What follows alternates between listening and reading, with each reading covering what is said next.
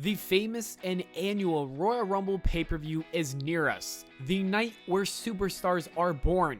The day where WWE instantly finds their #1 contenders for the biggest pay-per-view of the year, WrestleMania. And with the Royal Rumble coming up in exactly 22 days, I decided it would be a fun video to choose two logical winners, one for the Women's Royal Rumble match and another one for the Men's Royal Rumble match, and I will explain why I think they should win and pretty much fantasy book their journey to WrestleMania 36.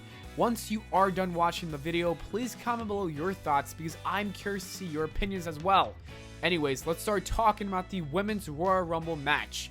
For the Women's Royal Rumble match, there are many choices that could make for great winners. The list includes a returning Ronda Rousey to get revenge on Becky Lynch, the main roster debut of Shayna Baszler, who also wants revenge from Becky Lynch after attacking her at Survivor Series, the brand new babyface of SmackDown, Lacey Evans, who could be a great counter to Bayley's heel character, the newly pushed Dana Brooke because of a relationship with Batista that sparked many eyes. For some reason she's getting a push because of that, and even possibly the NXT Women's Champion Rhea Ripley.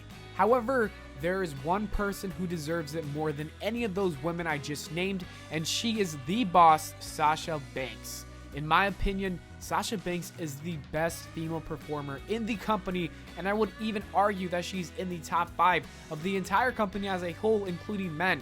She literally has the greatest matches when she is given a big match. For example, the NXT feud against Bayley, WrestleMania 32 against Becky and Charlotte, her feud with Charlotte after that in 2016, her match against Ronda Rousey at the Royal Rumble last year, the short women's tag team championship reign she had, the Hell in a Cell match with Becky Lynch, and the list goes on.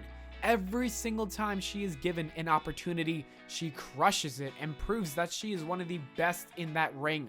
Now you're probably wondering, if she is so good, why doesn't she have a long championship reign? That is a question that remains unanswered. Therefore, I think she should 1000% be victorious at this year's Royal Rumble and become the SmackDown Women's Champion at WrestleMania 36. But the only problem is that Bayley is currently a heel and Sasha is a heel. They're actually friends. So I'm not entirely sure how that would work out, but quite frankly, I don't care. I just want to see it happen. The only way to logically book the storyline is to either throw in a babyface into the feud like Lacey Evans, or Sasha Banks to turn on Bayley and become a babyface yet again. And personally, even though I don't want to see Sasha Banks as a face, if it means we're getting a lengthy Sasha Banks championship reign, I would be down. I truly believe if you give Sasha a nice and very long title reign, it could be something really special. So do it, WWE. Stop playing games with Sasha and make her the superstar she is. Now, let's move on to the Men's Royal Rumble, and similar to the Women's Royal Rumble, there are many options and choices on who could win. You have Roman Reigns, who's been out of the main event scene for quite some time now.